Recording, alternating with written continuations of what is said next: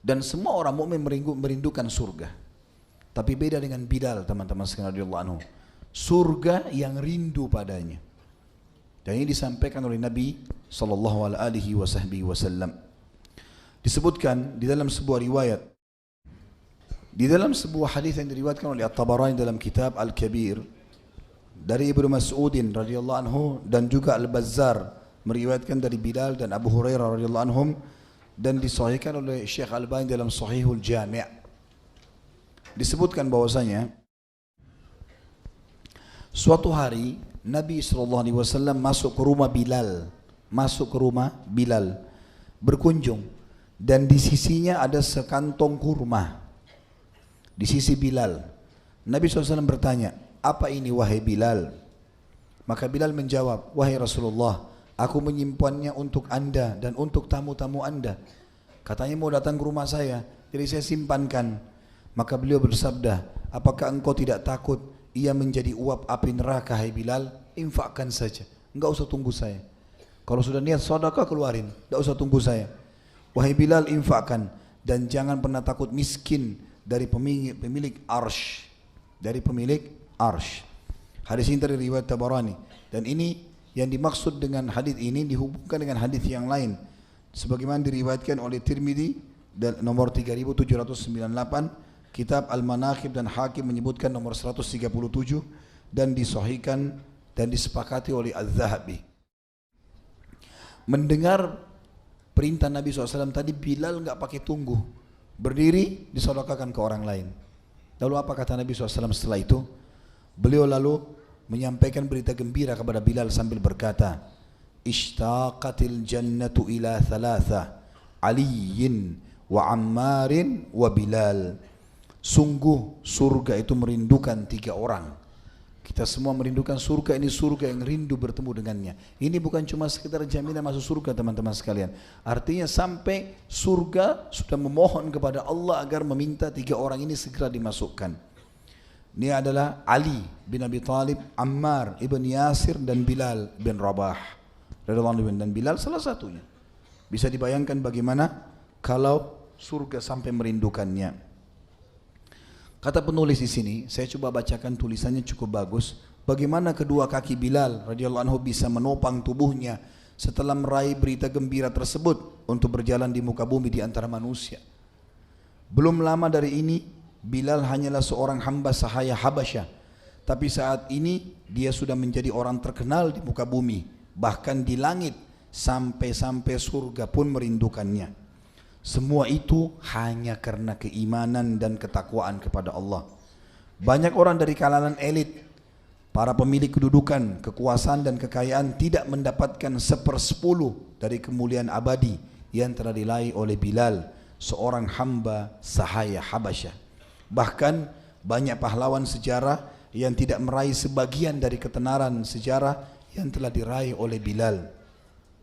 Kulitnya yang legam, nasab dan kedudukannya yang dianggap rendah dan remehnya dia di mata manusia, layaknya seorang hamba sahaya tidak menghalanginya ketika dia masuk Islam sebagai agamanya untuk meraih kedudukan tinggi yang dengan kejujuran, keyakinan, kesucian dan keluruhannya membuatnya layak mendapatkannya. Nabi SAW juga menguatkan tentang janji surga ini dengan menyampaikan kepada Bilal langsung kalau mendengarkan trompa sendalnya di surga. Kita dengarkan riwayat yang menyebutkan masalah itu, dan hadis ini diriwayatkan oleh Ahmad nomor 360, Tirmidzi nomor 3689, dan Hakim menyebutkan nomor 285, serta Hakim mengatakan sahih sesuai syarat Bukhari Muslim, dan keduanya Bukhari Muslim tidak meriwayatkan, tapi disepakati oleh Az-Zahabi dengan kesahihannya. Di sini dikatakan dari Buraidah radhiyallahu anhu, ia berkata, Nabi SAW memanggil Bilal di depan para sahabat. Beliau pun bersabda kepadanya, "Ya Bilalu, bima sabaktani ilal jannah." Wahai Bilal, apa yang engkau lakukan sampai kau bisa dahului aku di surga? Bukan cuma masuk surga, dahului langkah kakinya Nabi di surga. Ini lafaz hadis begitu. Wahai Bilal, apa yang kau lakukan sampai engkau mendahuluiku di surga? Inni dakhaltul jannatal barihah Fasami'tu khashkhashtaka amami. Waktu saya semalam dimasukkan ke dalam surga, saya mendengar suara terompah sendalmu di depanku. Fa'ataitu ala qasrin min zahabin murabba'in. Lalu kemudian saya dibawa setelah itu ke sebuah istana yang sangat mewah dan istana itu berbentuk persegi. Faqultu liman hadzal qasr. Lalu aku berkata kepada para malaikat, pemiliknya siapa istana ini? Qalu, mereka berkata, lirajulin min ummati Muhammad. Maka dijawab, ini adalah pemiliknya salah seorang dari umat Muhammad sallallahu alaihi wasallam. Qultu fa ana Muhammad. Maka saya pun mengatakan, saya Muhammad. Liman hadzal qasr? Siapa kira-kira akan dapatkan dari umatku? Qalu lirajulin minal Arab. Ini adalah pemiliknya salah seorang dari turunan Arab. Qultu ana Arabiyun. Maka Nabi SAW mengatakan, saya juga turunan Arab. Liman hadzal qasr? Untuk siapa kira-kira istana ini? Qalu lirajulin min Quraisy. Para malaikat mengatakan, seorang laki-laki dari Quraisy. Qultu fa ana Quraisyun. Saya juga dari suku Quraisy. Liman hadzal qasr? Untuk siapa istana yang mewah ini? Karena mewah sekali. Qalu li Umar bin Khattab. Untuk Umar bin Khattab. Faqala Bilal, ya Rasulullah, ma adzantu qattun illa sallaitu rak'atain. Maka Bilal pun mengatakan, ya Rasulullah, yang saya lakukan tidak pernah saya azan, karena perintah Nabi dia suruh jadi muadzin, kemudian saya sholat 2 rakaat, kemudian saya wudu, kecuali saya sholat 2 rakaat. Maaf, dikatakan saya tidak pernah azan kecuali saya sholat 2 rakaat setelahnya. Wa ma asabani hadathun qat illa tawadda'tu indaha. Dan kalaupun saya batal wudu, maka saya selalu wudu lagi lalu mengerjakan sholat. Faqala Rasulullah sallallahu alaihi wasallam bihadza. Rasulullah SAW bersabda, karena inilah kau mendahuluiku. Banyak ulama hadis merincikan masalah makna hadis ini. Yang pertama, bukan berarti Bilal lebih baik daripada Nabi SAW, karena tidak mungkin ada orang mengalahkan baginda Nabi SAW, mustahil itu. Tapi di sini yang dimaksud dengan Nabi SAW, engkau mendahuluiku, artinya ada satu amal yang kau dahului mengerjakan. Maka kata Nabi SAW, apa yang kau kerjakan? Bilal menjawab, setiap kali aku selesai azan, pasti sholat 2 rakaat. Setiap kali aku batal wudu, aku wudu lagi, aku sholat 2 rakaat. Maka Nabi mengatakan, dengan inilah kau mendahuluiku. Makna hadis kata sebagian ulama adalah, Bilal mengerjakan sholat sunnah wudu waktu itu, sementara belum ada perintah. Enggak ada perintah untuk wudu. Enggak ada perintah untuk itu. Dia berusaha mengerjakannya. Dan ini teman-teman tidak masuk dalam perbuatan bid'ah. Kenapa? Karena Nabi SAW masih hidup. Dikatakan bid'ah kalau Nabi sudah meninggal. Selama Nabi masih hidup ini tidak masuk dalam perbuatan bid'ah. Karena wahyu lagi turun. Terbukti perilaku ini dibenarkan oleh Nabi SAW karena sesuai dengan wahyu. Sebagaimana juga kalau ada perilaku-perilaku sahabat tidak sesuai dengan wahyu, Nabi SAW tegur, disuruh tinggalkan. Gitu kan? Jadi maknanya adalah sholat sunnah wudu ini memang belum saya kerjakan. Kurang lebih begitu salah satu maknanya. Berarti di sini bukan Bilal mendahului Nabi SAW di surga berarti dia lebih mulia, enggak. Tapi maksudnya adalah perilaku yang kau kerjakan Bilal, sholat sunnah wudu itu kau mendahuluiku dalam mengerjakannya. Dan ini sekali lagi bukan bid'ah. Kenapa? Karena Nabi SAW masih hidup. Kalau Nabi masih hidup tidak ada perbuatan bid'ah. Karena bid'ah adalah apa? Yang tidak dicontohkan, yang tidak diajarkan Nabi SAW dan para sahabat, gitu kan? Setelah Nabi SAW meninggal, hadis yang lain atau riwayat yang lain, riwayat yang lain ini diriwayatkan Imam Bukhari nomor 1149 dan Muslim nomor 2458. Abu Hurairah radhiyallahu anhu meriwayatkan bahwa Nabi SAW bersabda kepada Bilal pada saat sholat subuh. Selesai sholat subuh, Nabi SAW mengatakan di depan orang semua, ya Bilalu, hadithni bi arja amalin amiltahu fil Islam. Wahai Bilal, beritahukan kepadaku amalan apa yang paling bisa diharapkan dalam Islam yang telah engkau amalkan, yang paling besar pahalanya menurut kamu. Sami'tu daffana 'alaika baina yadayya fil jannah. Karena aku sempat diperdengarkan bunyi gerakan sepatu atau sepasang sandalmu di depanku di surga. Qal, maka Bilal berkata, ma amiltu amalan arja' indi min anni lam atatahhar tuhuran fi sa'atin min lailin aw naharin illa sallaitu bidzalika at-tahuri ma kutiba li an usalliya. Bilal menjawab, aku tidak mengamalkan satu amalan yang menurutku paling bisa diharapkan, bisa paling menyelamatkan aku, melebihi bahwa aku tidak bersuci di malam atau siang hari, maksudnya wudu. Kecuali dengan bersuci tersebut aku mengerjakan solat yang telah ditentukan bagiku untuk melakukan solat tersebut. Maksudnya adalah yang dimudahkan untukku untuk mengerjakan.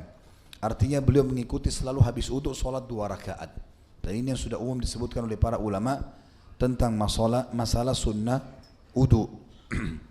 Riwayat yang lain diriwayatkan Imam Bukhari nomor 3679 dan Imam Muslim 2457 dari Jabir bin Abdullah radhiyallahu anhu, ia berkata, Nabi SAW bersabda, ra'aituni dakhaltul jannata fa idza ana birrumaysa amraati Abi Talha wa sami'tu khashfah fa qultu man hadha faqala hadha Bilal wa ra'aitu qasran bifinaihi jariyatun faqultu liman hadha li Umar fa'aradtu an adkhulaha fa'anzuru ilaihi fadhakartu gairatak faqala Umar bi abi wa ummi ya Rasulullah a'alaika aghar. Kata Nabi SAW, aku diperlihatkan dalam mimpi masuk ke dalam surga. Sebagian ulama mengatakan diperlihatkan nyata, walaupun mimpi, karena mimpi para nabi kenyataan, bukan seperti mimpi kita, ya. Makanya salah satu mujizat Nabi adalah ru'yah, melihat mimpi. Nabi Ibrahim alaihissalam waktu mau menyembelih Ismail, lihat mimpi, menyembelih anaknya. Makanya dia mengatakan dalam Al-Quran, a'udzubillahi minasyaitonirrajim, inni ara fi manami anni azbahuk. Wahai anakku, kata Ibrahim kepada Ismail alaihissalam, aku lihat dalam mimpiku aku menyembelihmu. Fanzur madza tara, coba lihat bagaimana pendapatmu. Maka Ismail menyuruh ayahnya untuk melakukannya. Jadi mimpi para nabi bukan mimpi seperti kita. Mimpi di sini artinya nyata. Ya. Aku masuk ke dalam surga, ternyata aku bertemu dengan Ar-Rumaysa. Rumaysa radhiyallahu anha, sahabiat yang luar biasa.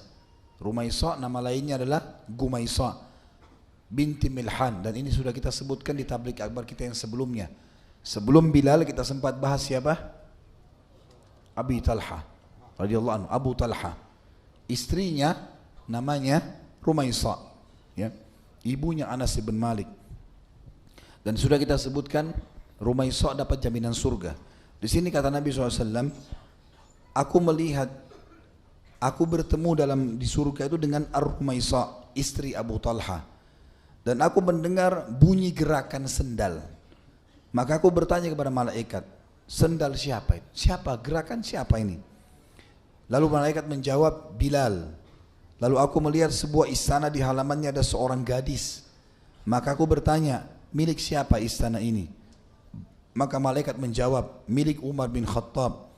Aku sempat ingin masuk melihat istana itu, tapi aku teringat kecemburuanmu wahai Umar. Umar bin Khattab lagi di depan Nabi SAW. Jadi Umar bin Khattab cemburunya sangat luar biasa. Jadi ini adalah istrinya dari bidadari. Nabi SAW mengatakan, saya takut kalau saya masuk lalu saya ingat cemburu wahai Umar, maka kau cemburu padaku. Maka kata Umar,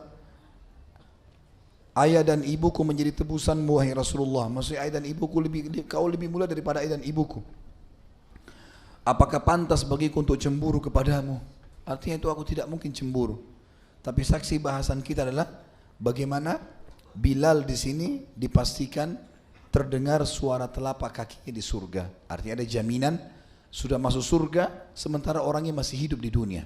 Dan kata ulama, 3 orang atau ada 13 orang atau lebih dari 13 orang, tapi 13 orang yang pasti disebutkan namanya dari 10 orang sahabat ini yang dijamin masuk surga: Abu Bakar, Umar, Uthman, Ali, Talha, Zubair, Abdurrahman bin Auf, Sa'ad bin Abi Waqqas, Sa'id bin Zaid, Abu Ubaidah bin Jarrah. Ini semua ditambah lagi dengan 3 orang yang sudah pasti disebutkan tadi, ya. Ammar, kemudian juga Bilal, dan ditambah dengan Rumaysa. Tentu ada yang lain, tapi 13 orang ini dapat jaminan langsung dari Nabi SAW. Artinya mereka masih hidup, sudah dipastikan di dalam surga. Penulis berkata, Semua ini termasuk buah dari mendawamkan atau penjagaan. Bahasa Indonesianya penjagaan, bahasa Arabnya mendawamkan. Artinya rutinitasnya, mendawamkan amal saleh. Balasan suatu amal sesuai dengan jenis amal itu sendiri. Ibnu Hajar mengatakan dalam Fathul Bari rahimahullah, Sahih Bukhari, karena Bilal berjalan di hadapan Nabi SAW untuk mengumandangkan azan, dia meraih yang sepadan dengannya di surga.